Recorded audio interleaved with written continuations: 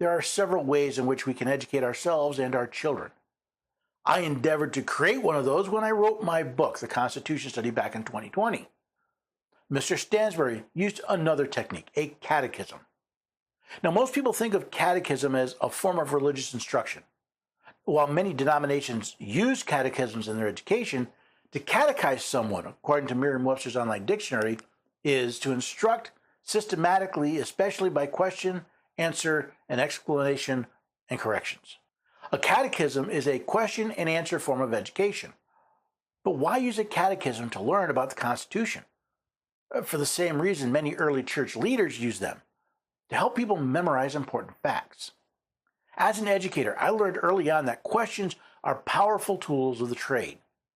We've all experienced questions when we've taken tests, but may not have realized their true power. When I was in high school, a teacher in a physics class asked a question. It was a yes or no question, meaning I had a 50-50 chance of getting it right. So I put my hand up. Now, when the teacher pointed to me, I gave my answer, which was correct. Then the teacher asked me a follow-up question. Why? I was caught. I didn't know why. I hadn't even thought about why. It just seemed to be the right answer, so I gave it. But now I'm being asked to prove my work. While I stood there struggling to figure out why, other students raised their hand to answer, but the teacher said, wait, give him a chance. In a minute or two, which seemed like forever for a teenage boy standing in front of a class, I gave my answer, and it too was correct. Here I am more than 40 years later, and I not only remember that class, but the lesson I learned, which had nothing to do with physics. Yes, questions can explore people's knowledge. This is what happened when my teacher asked the yes or no question. However, questions can also open us up to examine our answers, our assumptions, and the very basis for what we believe to be true. This was the power my teacher used when he asked me, why? Similarly, a catechism asks questions.